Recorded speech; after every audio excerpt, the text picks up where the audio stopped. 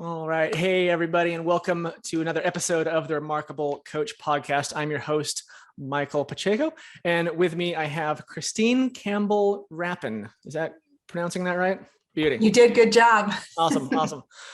Christine is a business success coach, helping her clients and their businesses shift from buying a job to running a thriving business without driving themselves into the ground for little or no profit. Christine is a coach, a mentor. She's a consultant, a speaker, and an author who helps entrepreneurs turn their ideas into action plans and step out of their comfort zone and apart from the sea of sameness. Tell us about the blue ocean. Yeah, I got to think, stop playing in a cluttered landscape. You know, I'm a big fan of, look at my desk over there. I'm a big fan of vision casting. And I think every business has a place to be successful. You get to define success for yourself first and foremost. That's where the blue sky starts. But then it takes more than an idea to get there. And that's where we stumble. Nice. Can you tell us a little bit about your origin story? How did Christine go from whatever she was doing before and move into this coaching that you're doing? Yeah, I think it all comes down to plot twists. I have quite an eclectic story, and I never set out to be a coach. It was not a destination in my mind, although I have spent a ton of my time in the corporate world mentoring, growing people, building teams, creating legacies and systems so people could successfully thrive in whatever environment that looked like. But I always did know from a really young age that I would be an entrepreneur. I asked my mom pretty recently, what did I want to be when I grow up? And she's like, I have no idea. Like, really? You're my mom. How do you not know what I wanted to be? She's like, you never settled on anything other than doing something for yourself. And so I knew that, but it was a plot twist when I was in my corporate world that sort of lit the fire, like, get off your butt and start doing something.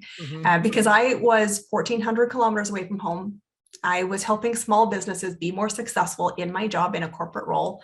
And I had visions of a glass of wine and a piano bar in my future after a day on the road. And I walked into the hotel lobby and saw HR and my boss. I thought, holy Dinah, I'm about to be fired. And I never saw it coming. They got on a plane and went back home. I did not have that luxury. I spent the next 17 hours in that hotel. I will be honest, most of it crying on the bathroom floor, saying my life has dramatically changed, and that plot twist really set me spinning. And it took me a while to figure it out. And while I did go back to work corporally after that plot twist, I made myself 3 promises. It was time to start building something for myself. It was time to not let my social circle be connected to my job. And it was time to set better boundaries because there is no loyalty in the corporate world. And it's better to start building your own than pay for somebody to help you build theirs. And so I started down a journey. My first business I started 5 years ago.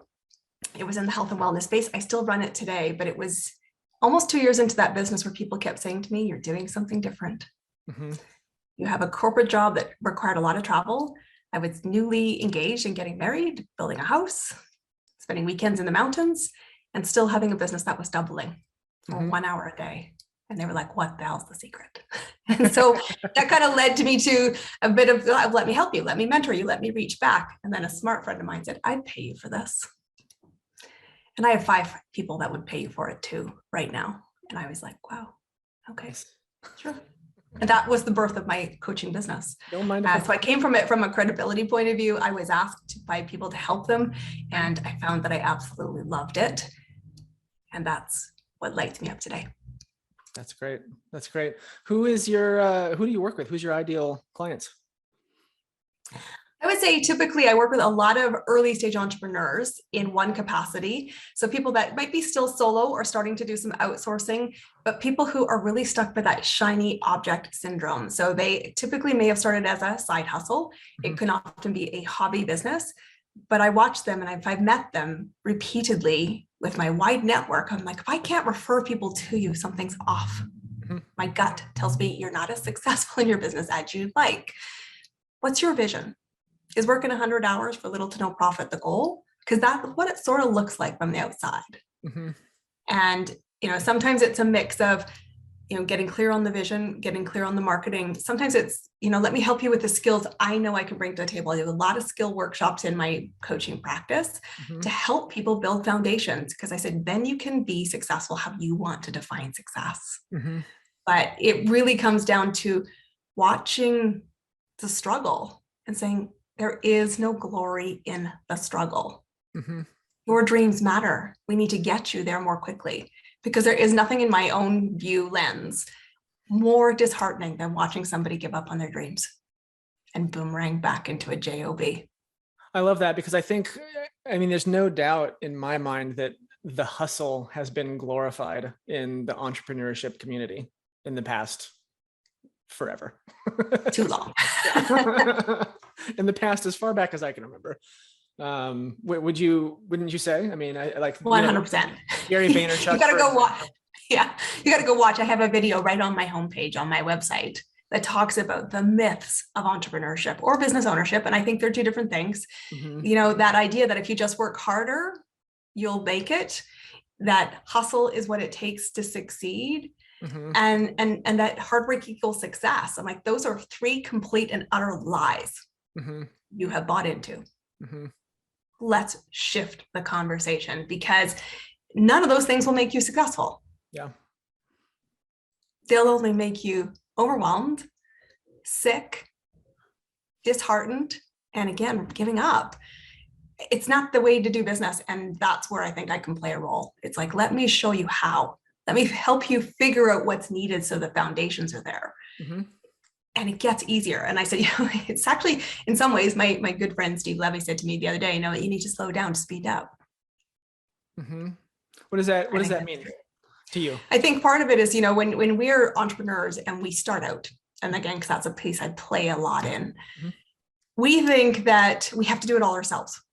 And we don't have all the skills necessarily to be business owners, because we came from often a corporate place where there is support structures, resources, and a safety net. And so we start to suddenly realize, well, now I need to learn about copywriting. I need to write a website. I need to learn about accounting. I need to do my own books. I need to go network. I have to go sell. You start to figure out there's a lot of hats in business ownership, and there are. But you don't own those skills when you start. So suddenly you think you need to acquire them, and you take 1 million courses. You are working all hours a day, and it's not leading you to results. It's like, by definition, the definition of insanity. And I keep saying, stop it. Yes, you need to understand business. You need to know where your strength is. But if you're not doing and spending a big part of your day in the bit that lights you up, you will not be successful. And when you are lit up, it's the joy. Like this, business ownership should be joyful. You're doing this because you have a passion. You want to succeed in something and make an impact. If follow-up isn't your strength and it drains you every day, it's a vital part of your business. Outsource it. But get off that. So I think you need to slow down to see what you're good at, what you need to fill the gap in, and make a plan rather than ping-ponging through everybody's opinions on what you need to do next to make the silver bullet work. Because there are no silver bullets. None. There's process, there's strategy, there's step by step. And, I think we all think in business ownership, I should be farther along. And it's a big struggle. And sometimes it's, let's talk about breakthrough. Let's talk about success. Let's talk about what risks you took today. 1% is how you land on the moon.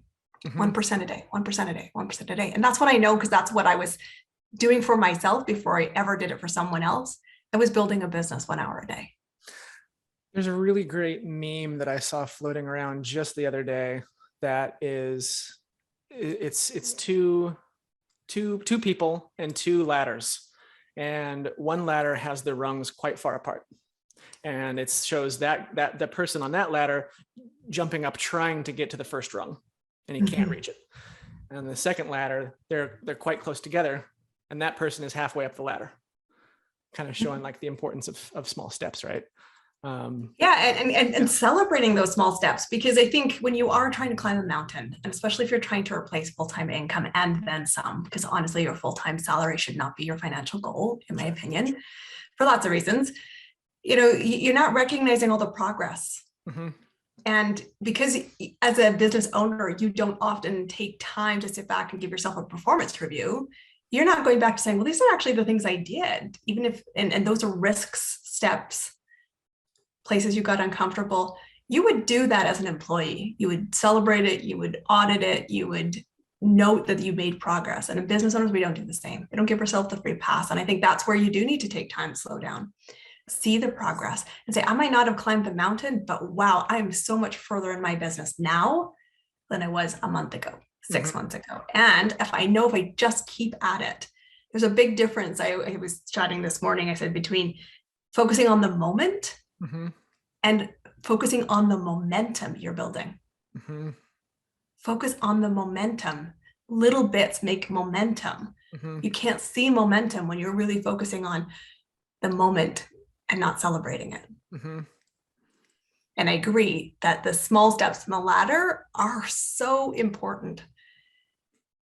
Celebrate them, see them, document them, and give yourself a bit of grace for the journey and for progress over perfection. None of us are perfect. Yeah, that's great. And I think another thing about momentum that, people tend to, talk a lot about momentum, but you forget sometimes about what comes after that momentum. If you build up enough momentum, you get inertia, right? And so it's like if you build up that momentum, you start to get carried along by the current. And that's when, you're going, well beyond your former salary, right? Or you're hiring the right people and getting the right people in the right seats on the bus, so to speak. Yeah. And opportunities comes to you when you're in momentum. Yep. And I coach a lot with a group that I'm in, and I say, it's easier to stay in momentum than to create it. In and out, in and out. The hokey pokey is hard work. Yeah. 30 minutes can make a big difference in staying in momentum. So do the 30 minutes if your life's imploding. Do the 30 minutes and keep going. But I think the other really interesting component of that is when you are in momentum, it is easier. Like emotionally, it's easier. You know what to anticipate. And yet at the same time, big opportunities will come, plot twists will come, and you're like, okay, that's fine. I see you. I'm moving through it. Versus when you're not in momentum and you're really stuck in the moment, you can really be impacted and take the wind completely out of your sails. Yeah. And then it takes a huge amount of work and usually a good support team to get back there. To go, where was your vision? Is it worth it? Get into action. And action really truly is the cure for everything in business. Yeah. Not to be hustle, but to think about the next step. Strategic action, would you say? Yes. Intelligent action, like planned action? Intentional. I think is the word. Intentional. Like, I always think, especially in a business owner, when you're new or you're in a growth phase, you don't know what's next. And there's a lot of dominoes that are coming, and the speed at which them is really depending on your momentum engine. But when you're in that place, you need to go and go, okay, what decision can I make today with imperfect action? And then take an intentional action. It's never perfect. New information is always being retained and evaluated, but you got to really also trust your instinct when you're in that, because there will be a million opinions. And if I could write it in the sky, I would. Nobody else's opinion will pay your bills. Be careful who you seek opinions from. If you're in momentum and you're growing and you have new opportunities that are scaring the living daylights out of you, yes, that's awesome. But then find somebody who is succeeding in a place that you haven't yet reached and study, learn from, watch, observe. You want to go, oh, those are the habits I need to learn, and start cultivating them. You're allowed to be like the swan, graciously saying, I'm not freaked out. And underneath, the feet are paddling hard. But it's really important that you take intentional action and go, I can get there, and have great people around you to say, why the heck not? Sure. Can I help you? Because great entrepreneurs help other entrepreneurs. Our success in life never dims somebody else's. So let them shine, help them, reach back. It's not a zero-sum game. Not at all. Yeah, I love that. So you, in working with newer entrepreneurs, how did you find that kind of product market fit with a market of people who may not necessarily have a lot of disposable income for a coach? Yeah, it is a constant conversation. And it is a little bit about, are you burning the boats? And what I mean by that is, do you really want this? Mm-hmm. Because I believe you can get there on your own. Mm-hmm. And I know, because I spent the first few years in my business not working with a coach. Mm-hmm. I did make it harder on myself. I did make it longer than it needed to be. And one of the conversations, particularly if there's somebody who's either side hustling or wanting to go full time, I said, you need to guarantee your income. Mm-hmm. How confident that the actions you're taking right now are going to guarantee your income? How long did it take you to get your last client?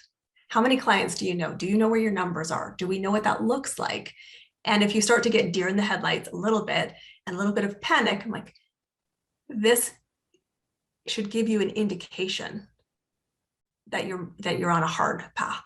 Mm-hmm. And where would you be a year from now if we could get this more quickly? Mm-hmm. And it's not for everybody. That's true. And I'm not for everybody. And I know that. But I said, honestly, would you like to get there in 5 years? Would you like to get there in 1 year? If you can work with somebody now who has had success in the business world, who's worked around the world, who's worked in startup and big business and everything in between, is that value worth it? Mm-hmm. Because I know when I made the decision to hire I was first in group coaching and then a private coach, and now I do both for myself in my own business. I knew dramatically I made more progress in 90 days than I'd made in 18 months. Mm-hmm. I asked the question, does that appeal to you? Mm-hmm. So essentially, you are going to have to front load it, but I will tell you, the moment you put your money on the table, you're like, I am going mm-hmm. to do the uncomfortable things and create some support that, yes, great, let's do it, but you're not doing it by yourself. Yeah. So essentially, you're selling time compression. For sure. One of the number one things. And that you get to hold somebody's hand in the dark. That matters a lot, because there's a lot of really intimidating things about growing a business. Yeah. I remember I hired a personal coach for $15,000 for 3 months, and it was far more than I could afford at the time. It was all 100% personal credit on a credit card, and I mean, the phrase that you said, burn your boats. Are you burning your boats? Yeah, I think about it like the back door. And again, I did another video, this one I posted on LinkedIn, because I see a lot of dabblers, right? And that's the market, a lot of side hustlers. And that's good. I think side hustles bring a lot of great things. But when you reach the point, not everyone wants to take a side hustle full time. Mm-hmm. But if you do, one of the first questions I always ask people is, what's your back door? And it's one of the reasons, one of the biggest leads people listen for when they're figuring out, do I want to introduce Christine to somebody? Mm-hmm. Because if you've said this, if I have 3 more clients, my business is successful, or I'll give myself 6 more months, or my spouse said to me, I've got a year to make this work. You've left a back door open. Mm-hmm. You've got quitting on the table. And I know the scariness of front loading it. And I've had clients that are front loaded, although I would never encourage putting the whole thing on a credit card. But I would say to them, we need to get you revenue now. Mm-hmm. Like, I know that you are in. We need to get revenue. Yep. Let's talk about how we actually do that. Let's get out of the theory into actionable plans with low-hanging fruit and get into more activity. Because a big part of it is, I think, the misnomer in business, and it's not just new people in business, but people in business in general think, I just have to create a product, put it out there, and the world will come to me. It's like the field of dreams. Like, how's that working for you? Yeah. Not so well. And I'm sorry, but you also won't grow a business simply posting your product on social media and saying, it's awesome. You need it. Come buy it. So if that's your strategy, which it is sometimes, I'm like, we need to break that habit right now. Because 95% of people, I also think, have so much clarity in what they think their value is, and they can't communicate it or don't. And they are like wallpaper. Everyone says, well, how fascinating and how beautiful, and walk right past. You've got to be able to get clear on the value that you bring, the transformation you can help with, and why you're the right guide. And that's one of the biggest things that I start with every single client. Because I said, if the most interesting thing about you is your name and a title, hi, I'm a mortgage broker, hi, I'm a realtor, hi, I'm in marketing, you are wallpaper. That's where you're stuck in the sea of sameness. And your business can't grow like that. And when you are unique on your own, it can be exponential. Sky is the limit. Let's go back to some blue sky painting. Sure, we could do that. Why not? I love it. It's great. I like the blue sky painting. That's nice. What is a typical engagement with you look like? I work with clients in typically one of three ways. This is often the intersection points. So I do some firefighting, which would be typically either 1 day full on or a 3-session thing. And that's typically, I said, firefighting. That's, I need the shortest amount of time to fix a specific problem. It could be like I'm presenting in an event. I need to knock it out of the park because I need revenue. Could be that kind of engagement. The other thing that I tend to believe is our business works in 90-day cycles. So I do a 90-day program, and that can be one of two things. It can be both group or individual, but it might be foundation laying, and it might be, I know where I'm going in my business, but I need a thinking partner to help me get there. And how do I take pieces of my business which feel disconnected into an umbrella approach? Because people think my two businesses are separate. I'm like, they're not separate. There's a reason we have to connect the dots. Let's do that. And we know that in 90 days, you're going to move, take action, and evaluate. So you're actually able to then reapply. And often at that point, we're using and pushing out yardsticks every 90 days. Tackle something, build it, execute it, evaluate it. And then, so that's the second group. And then some people, we know if you're really in your business just starting out, or you want to take a major expansion, whether that's internationally into new segments or different things, it's not a 90-day conversation. So we might look at it as a whole year from now. I need a lot of different foundations done. I'm like, good, let's talk about a year so that you're committed for the long term. Because knowledge isn't the problem. Generally speaking, there's some skill gaps for sure, but it's the implementation and it's staying the course when motivation isn't enough. And that's really a challenge because a lot of people think, well, I just need to wait till I'm motivated. How do you, so that's, I mean, let's go down that road, because that's always a fascinating thing to talk about. How do you keep people motivated over the course of 365 days on the same thing, right? Keep people focused on the same target for that long, motivated on it for that long. Yeah, I might be controversial. I think you can't. You will not be motivated 365 days a year, because motivation comes and goes. It's an emotion.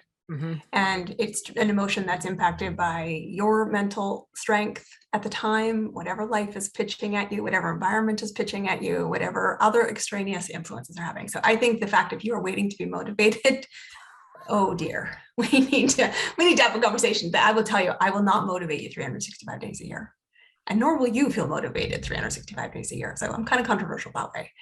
But what I think is really important is we vision casted. What are we doing this for?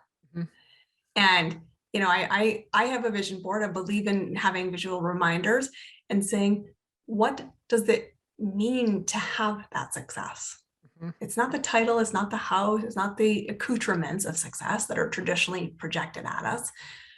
What does it feel like for you? And when we are struggling, we go, are you prepared to not work towards your dream? Is your dream, you know, that we talk about the why, right? Simon Sinek's why. I said, your dream should pull you through days you lack motivation. And if it doesn't, your dream isn't big enough, or it's not deep enough. And it's not true to nothing will happen in my life if I don't achieve that. And I always, you know, in my own mind, sort of fatalistic, I don't want to reach the end of my life and have regret. So I'm not motivated today, but that dream is worth it. And I'm not promised time. So that's why shortening the timeline to me made sense. So hiring a coach scares me. Every time I got the bill, I was scared. And I was super motivated to go do something. Or I knew that commitment trumped my motivation. A little bit, stay in momentum, keep going. The vision is there. And the vision has to be, and sometimes when you have low moments, say, I can have a day where I'm crying in the corner. And I was candid with my community last Friday. I said, I had a really tough day. I had a client that I've been working with for a while back out because her husband vetoed the money after we had spent months seeking alignment. We thought we had it. You know, I had to have a conversation about putting down my dog. And then I had another opportunity that went sideways. I'm like, this was a tough day in my life. And I'm either gonna have a bath or a bottle of wine. I'm not sure what, maybe both. But But at the end of the day, I was, before I closed down my computer, ping, the email comes through and I'm like, okay, check it or step away, but you need to close the computer. And I read it, and it was a beautiful message on LinkedIn from someone who is not a client, but talking about how incredibly valuable the content I was providing was helping her on her journey. She's like, I'm not able to pay for your services, but I'm learning so much by the content you're putting out. Nice. Thank you for helping make my journey easier. I really appreciate it. Look forward to what's coming next. And then suddenly I was like, I will be back in the game tomorrow. I'm going to give myself a free pass for the rest of the night. I'm going to go watch a movie with my husband. I'm not going to check my phone for the next 24 hours. But I am for sure looking at my vision board going, that's why I do this. Yeah. And you've got a future client right there. Yeah, maybe. I mean, right. It's great to know that we're giving value. So yeah, that's just about, I planted a seed. Yeah, totally. Kind of water and keep it going. That's fantastic. So you mentioned that when you get the bill for a coach, when you get a bill for a coach that you've hired, you get a little nervous or anxious, but it's the commitment that pulls you through. I want to tell a quick story. I was just listening to a podcast earlier this week with an economist on it. I don't remember the podcast. I don't remember the name of the economist, but he was talking about commitment and loss aversion and how important that is. And this economist ran some experiments at some companies where he took pay bonuses and front loaded them. So he gave the pay bonuses out at the beginning of the year and took them away at the end of the year if the employee didn't reach their goal. And the results were astounding, and it was a big success, essentially, because loss aversion is such a powerful motivator in behavioral science. It's more powerful than gain. Losing $100 feels worse than gaining $100 feels good. So that's what you said. I would believe that. I would be frightened to think that would be my truth, but I appreciate that. And I'll tell you, when I made my first decision to go into a program, it was group coaching, and it was $12,000 for 6 months. I almost fell off my chair. Yeah. And I remember when I saw it for the first time, I'm like, I am never spending that. And then I lingered on it for about 12 hours. My husband's like, what is up with you? And I'm like, I'm thinking something through. And he's like, okay, you want to talk about it? I'm like, no, not yet. Not yet. And then I took the dog for a walk. I was like full on distraction. And I said, I want to do something. He's like, well, tell me what it is. And I said, well, I want to spend $12,000 to do a 6-month group coaching. And he's like, and I'm like, it's a ton of money. And he's like, and I'm like, I'm scared that I'm not going to see return on it. And he's like, would you ever spend $12,000 and not work your ass off to make sure it was valuable use of funds? I was like, ding, light bulb. Yeah. And I'm like, I know that if I have put my credit card on the table, that I will commit to that time. I will not be sloppy. That doesn't mean I was always like full on burning the roads, but I had hesitations, I had wobbles, but I look back now and it has dramatically changed my mindset. It changed my focus. It changed the growth of my business. And it led me to hiring a private coach, which just stepped that money to a higher number. And I went to somebody who would take me to a higher number, who would challenge me in new ways. And I said, every time I go there, I'm lit. But I remember going, I'm scared I won't see the return on this.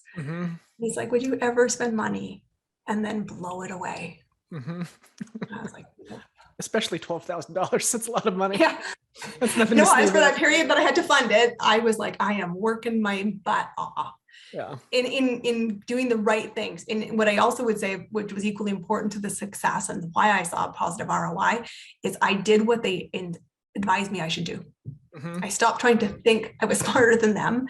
And they're like, you might get there, but you're not there yet. We need to do foundations. And sometimes I was like, I want to run faster. And they're like, take some short wins, but this is foundation.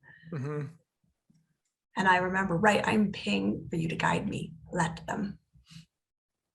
But also know where my own instinct was. And said, park that. That's a great idea. I'm not ready to implement it today, but it's a great idea. Let's write it down. It might be something we revisit in 6 months, because I am committed. And I committed to my private coach 2 years out of the gate. Because I said, she's like, well, take a couple of years to get where you really want to go. Because we did the blue sky together. Where do you want to be? What does your business want to look like? It's not a 90-day conversation. And I want you to commit to that. We're working a system to get you there. Mm-hmm. And I know I can get you there because I've been in this business 25 years. Mm-hmm. I'm like, okay. You've mentioned blue sky painting a couple of times. Is that your vision board, essentially? Yeah, a little bit. It's like, what's possible. Yeah. I've always been lit up by what's possible. And that's why I do believe, I said, every entrepreneur can be successful. Mm-hmm.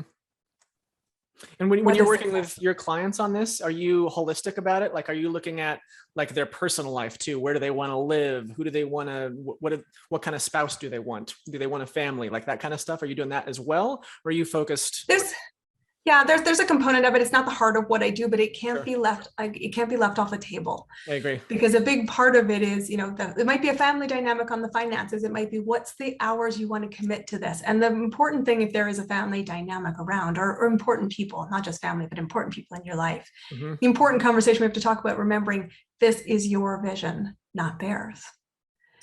They might not be the best cheerleader for you. That's why I built a community right when I first started my business. Mm-hmm. And I have other entrepreneurs now. I said, come be part of the community, because you might not have great support in your inner camp, especially in the early days.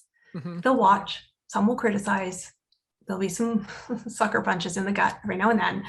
But it is really important that we go, what is this for? Because again, it's just breaking that 3 myths. Hard work does not equal success. Working harder will get you there, and you need to be working 24/7. Because I said, what are you driving for? What are the permission you're seeking, the validation you're seeking, comes from within. Mm-hmm. So there is an element of that personal stuff. We do talk about the lifestyle you're creating, mm-hmm. because I think sometimes we just think, well, I'll just do, for me to get more, especially in the early days when it might be 1 or 2 services, there's not a value ladder yet created. It might be, well, I just need to do more of this. I'm like, well, how many more hours do you want to work? Right. If you're already feeling exhausted, like realistically, how many more can you take? And the funny thing, which I'm always surprised by, it is a question I always ask, and it stumps so many people. I'm like, do you really want growth in your business? Mm-hmm. Sometimes it's a fear of success, but honestly, I'm like, everything about you is sort of indicating you don't want growth. And obviously, if you're hiring me, you're looking there's a mismatch. Mm-hmm. But the number of times I have to ask an entrepreneur, do you really want growth? Because your signals are mixed. So when you stumble upon a mismatch like that with a client, how do you resolve that? Well, I think it goes back to really one I might call the BS card right away. Yeah. Say, we have a disconnect here. Yeah. A little tough love. A little bit. It's honest with kindness. Mm-hmm. But really, I would say, because I will say, how many more clients do you want? Mm-hmm. And they're like, I have no idea. It's really wishy-washy. I'm like, well, here's signals that you're telling me, which are excuse-led. Mm-hmm. Are you ready to drop the excuses, or we want to talk about the fact that the goals aren't really what you want? Mm-hmm. And we do have to get really clear on that. We have to have it on an open discussion, mm-hmm. because your goal, if you are taking action towards it, the disconnect can't be there. You have to be congruent with your actions. And, that can sometimes be, well, I don't want more in this capacity. I'm like, okay, well, then we need to take a look at our value ladder. We need to look at the service offering. We need to look at what can we outsource, and that letting go. Sometimes, again, that slow down to move forward. What does it look like? Mm-hmm. And it's a really important conversation, and to have it regularly. And I have had to recently call a client. I said, you keep telling me that you want me to bring you referrals, but you started to tell everyone, well, I only want 2 clients a month. I'm like, because there's a lot of paperwork involved. And then it got really like that. It's like a lot of paperwork involved. I don't trust anybody else to do it. And I'm like, wait here, what's going on? Mm-hmm. Let's talk about it. And it's okay, because if you tell me you only want 2 clients a month, nobody's going to bring you referrals. And you'll struggle to get the 2. Never mind if you said you wanted 10. 10 is easier than 2, because we're going to stop bringing people to you. Because you're not going to take them and treat them well. Mm-hmm. And everybody who brings referrals to somebody else wants them well cared for and served at the highest level. Of course. How many people can you serve at the highest level doing what you're doing right now? And that's also part of the reason why we get involved in the conversation. It's like, how much of what you're doing right now is sustainable? Mm-hmm. If not, we need to rethink. So these referrals you're mentioning are coming from your community? Can you tell us? Yeah, they can come from community. I do a ton of networking, obviously, in my world, and I'm a bridge builder by nature. Mm-hmm. So it's sometimes, when we're out and we're hearing things, and I would say, when you're listening to people in my world, I said, you're listening to people who are justifying where they are in their business. Mm-hmm. That's a big clue that somebody might want to come and be part of our community and see what it's not like when you're justifying your current reality. Mm-hmm. Instead, you're focusing on what's possible. Because I'm a hope builder by nature. And I want to know what's possible. You want to be around people who are going to lift possibilities to you. Mm-hmm. And, I always say that quote, in a room full of opportunities, you want people to be saying your name. Sure. That's great. I want to be bringing possibilities to my network. I love it. Last week I was saying somebody, I met somebody who you were in similar, you guys need to have a conversation, and now they're up running a joint venture. Mm-hmm. You guys, I just think should be matched. And just trust when you do that. It's just being kind. Mm-hmm. Comes back in feel good factors for me to say to people I know who could get benefit from each other, and just find each other cool at the start. Pays it forward. Yeah, that's awesome. So can you tell us a little bit more about your community and what just tell us more about it. What is it? Yeah, so I run a community. It's a private Facebook group, but open generally. I have it private for the fact people might not want to share publicly what they're doing. Mm-hmm. But it started when I first started my business. It's called Chasing Dreams and Making a Positive Impact. The reason I started it, and I started it right when I started my first business almost 5 years ago, was because I knew when people were starting to contemplate stepping outside what was normal, i.e. the 9 to 5, which is really like a 60-hour work week, Mm-hmm. that they might not have good cheerleaders. Mm-hmm. They might not be around other people who were entrepreneurial minded. And it's very hard to get out of your own way when you have nobody that's relatable. And even if you think the transition is going to be smoother for you because you think you've got a skill that you can take corporately to move into the business world, you are assuming that your clients will follow you. Mm-hmm.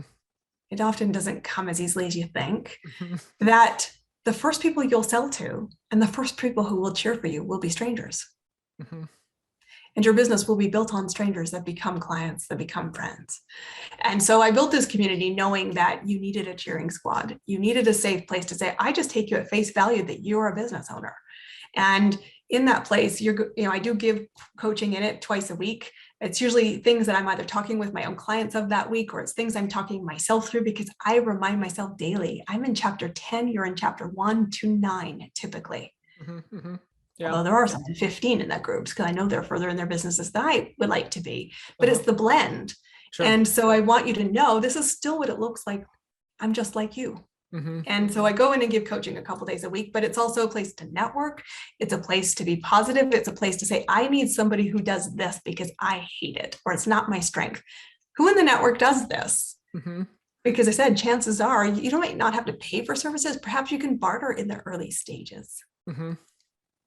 And you can network with each other and open doors for each other and come and be a safe space when you're going, I don't have the answers.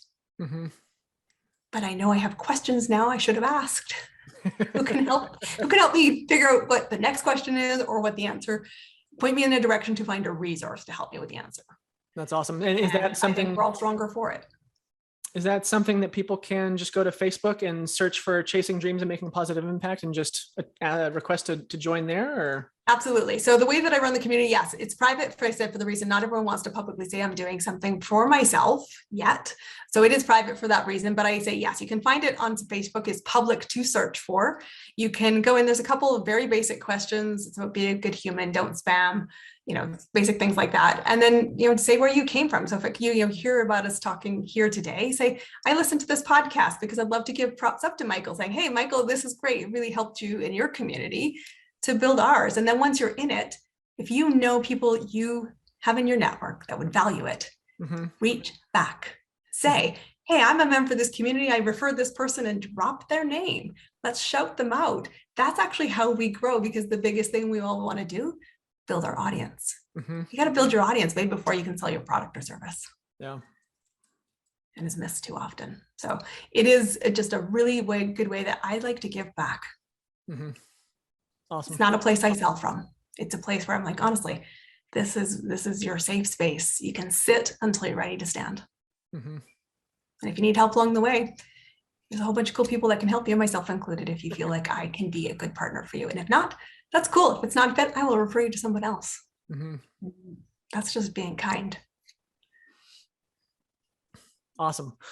I want to circle back to a conversation we were having a few minutes ago about kind of the visioning thing, and where you said sometimes people's actions are not in alignment with what they say they want. In those cases, how do you help people, assuming that you do, how do you help people figure out what they actually want? Not what they think they want, not what they think they're supposed to want, but what they actually want, so that their actions can be in alignment with their true beliefs, their true values, their true desires. I think it's two things. First thing, it's talking about permission. And I do an exercise, I speak on this as one of my speaking topics, but I think one of the biggest things you need to recognize is that you need to give yourself permission to live the life that you want.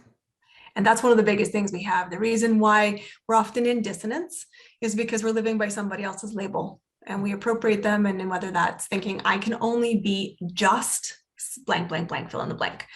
I can only just be a business owner. I can only just be a wife. I can only just be a corporate person. And it's false. It's a bit like the hustle mentality. I can be great at my corporate job, great as an entrepreneur, great as a wife, great as a stepmom, great as a dog mom. All those things are me. And I give myself permission to want things for myself. So I think the first thing we want to talk about is permission. And I believe in permission slips. I have all my clients write them. I have one. It sits right there on my Post-it note. I'll tell you what it is if you're curious. Yeah. But you need to give yourself permission. That's the first piece. I'll come back. I'll read it to you. I'll give yourself permission. The second piece to it is then saying, okay, and I have a free resource so you can download it on my website. It's right on the homepage. It's a visualize your future worksheet. And the big thing is when you strip away your ego, and what I mean by that is job titles, salary, anybody else's labels. What makes you you? What would opportunity, this is the blue sky piece, what would opportunity look like for you? And I always say to people, I want you to go back and do that exercise. And if you're a new client, you do the exercise before you work with me. I want to know, if I stripped away all of the expectations, and it's that if you won the lottery and money was not the issue, what would you do? I know I'd be doing this, but what would you do? And say, that is what is possible, because you had the thought it was possible. You might not know the how, and the how freaks you right out. That's okay. We'll figure out the how, but where are we starting? Okay, if this is your possible blue sky, and you've given yourself permission to have it, when your actions don't hold up those things, do you give me permission to call you on your bullshit? Pardon my language. All good. Because there's no vested interest in lying to me. Zero. Honestly, stop, don't waste your breath. Don't do it. But what's really important is that you're not lying to yourself. And so if you give me permission to say, hey, you're lying to yourself here, or really what's going on, and we'll pull back up that resource and say, is this vision really truly yours? I'll go back and do the exercise again. And we keep doing the exercise. And that way you're really clear what you're pulling towards. And then you are reminding yourself, I give myself permission to want something for myself, which looks like this. And it's worth it for me to do it. So those would be two things that I would tackle if somebody was saying they wanted something, but not following through. That's great. Yeah, that's one, for me, it took a number of years to come to terms with the reality that my intentions were not in alignment with what I said I was wanting. And It happens to us all. it's hard work. It's hard work to get to dig down. Socrates said, know thyself. It's not that easy. Well, and it's funny, all the big moments in my life have come when I've had to look at myself in the mirror. Sure. And I don't mean look at myself from an aesthetic point of view. I want to say like soul to soul. Mm-hmm. And it's my dad in my head, because my dad, when I was very young, he still says it to me today, but when I was really young, he used to say to me, the measure of your life in success is at the end of the day, when you're brushing your teeth and you look yourself in the mirror, all of the artifice strips away. Did you show up as the best version of yourself today? Did you act in integrity with your internal value system? Mm-hmm. And only you can answer that to yourself. You don't justify it to anybody else, but you must be honest when you brush your teeth at the end of the night. If you do that, you will sleep well all the nights of your life. And if you did not, you know that tomorrow you get a new chance to do the exact same step that sit in alignment with you, that show up as your best version of yourself. And that's the measure of success in life. And so anytime that I've had those stumbles, or, I'm building, envisioning, and it's not going my way, my dad will say, that was your vision. Are you doing the right things? Mm-hmm. To yourself, to your integrity? Are you showing up and knowing and living your values? And then he'll also remind me in the second breath, we promised you it would be easy. And not everybody wants what you want. So are you prepared to work for it? This is your dad? My dad. What a good guy. That's great. Yeah, he's been both my parents have been incredible, true north. My mother always wants to know, how's your job? I'm like, seriously, Mom, she's so funny.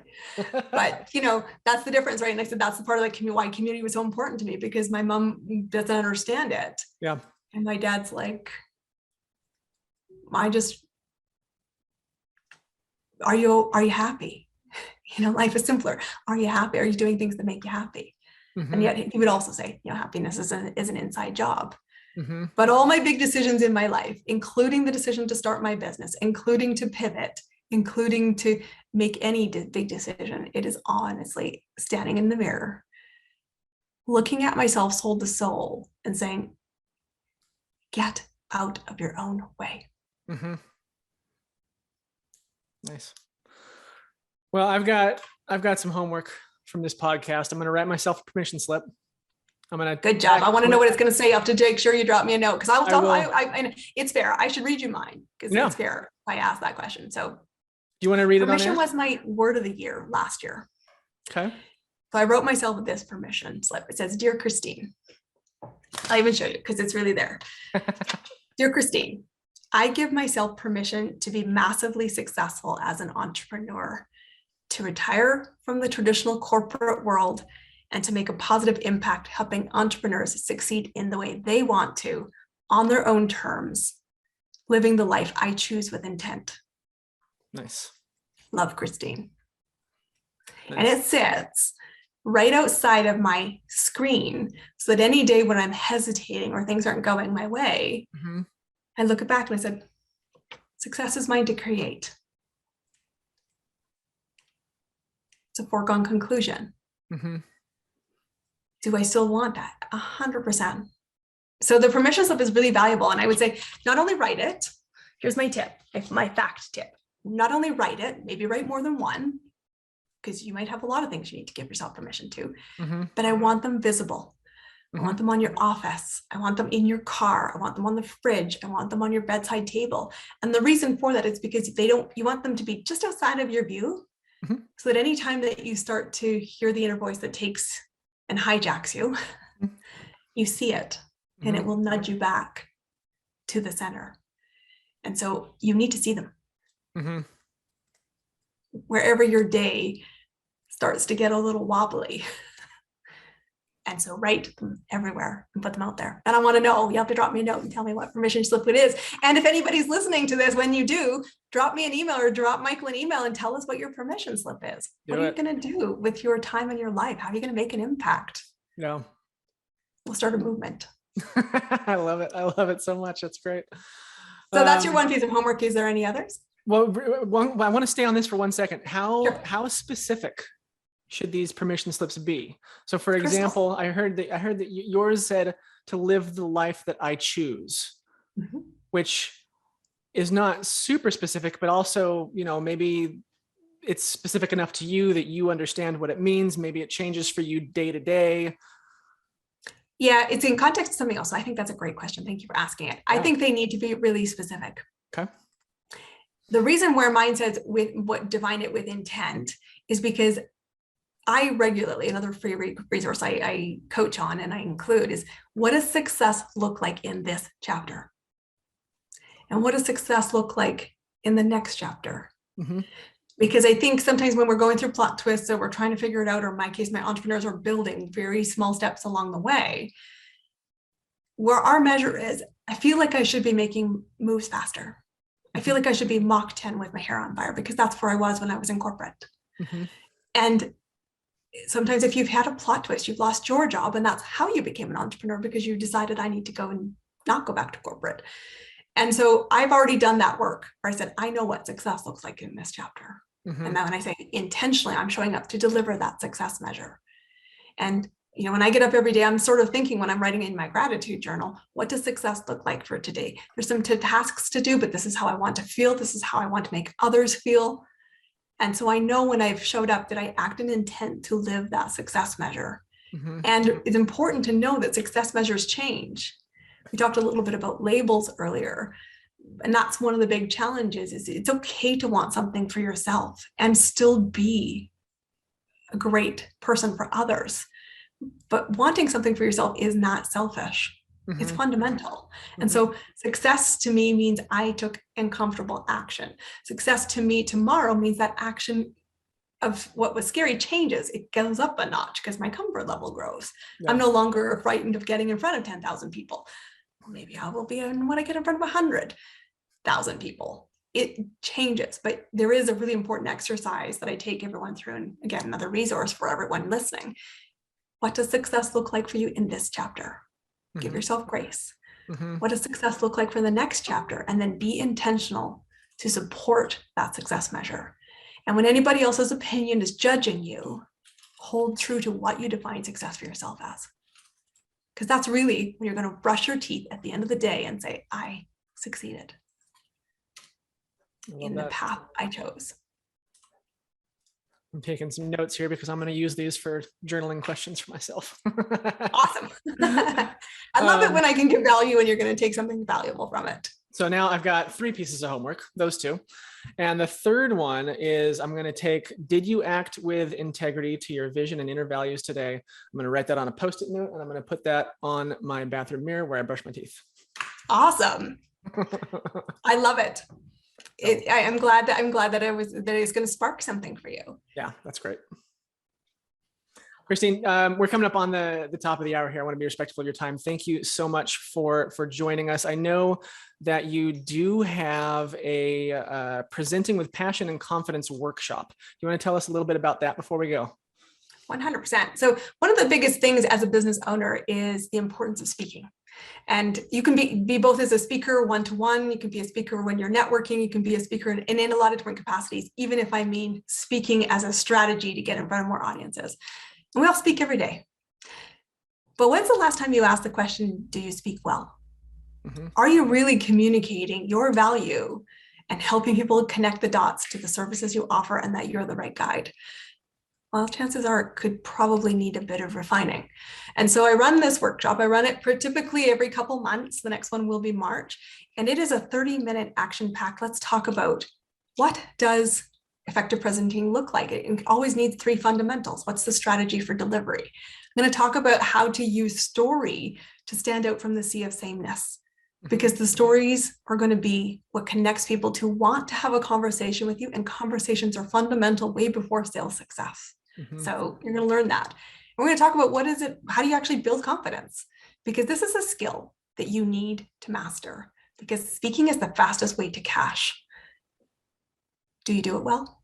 Or could you polish your skills to be more effective? Come to the workshop. It's 30 minutes, action-packed, really high value. You can also download it as the training. It is something that I do have in my business as well, but the live workshop's really valuable. When you come to a live workshop, you have the opportunity to come and actually pitch to me one-to-one. Take me through whether it's a presentation, your 30-minute or 30-second intro, or your 1 minute. Let somebody who is going to give you an honest opinion about what did I hear What did you hesitate on? Are you clear? Are you searching for the words? It's a gift. It will help you turn your business and explode your confidence and your results. So that's what I got going on. It's a real fundamental piece of my business. I think it's an important part of everybody's business. Come share your message and share it well. Awesome. Christine Campbell Rapin, that's Campbell. Rapin is RAPIN.com. You can see her website there. Where can people get more information on the workshop? I'm assuming that's on the website. Yeah, so you can jump onto the events tab. You'll find out all the current things that are going on in my business. So typically I said there's going to be a mix of workshops. There's going to be a work opportunity to come network with me, an opportunity to see a little bit about my services. But you can find me on all the social media platforms. My website is the hub of where I am. We've talked about our chasing dreams and making a positive impact community. There's a link to join that on my website, so it's easy to find there. Or of course, connect to me on LinkedIn. Let's have a conversation. How can I help you? Let's open some doors for each other, make the world go round. Perfect. Christine, thank you so much for joining us on the My Remarkable pleasure. Coach podcast. It's been a pleasure.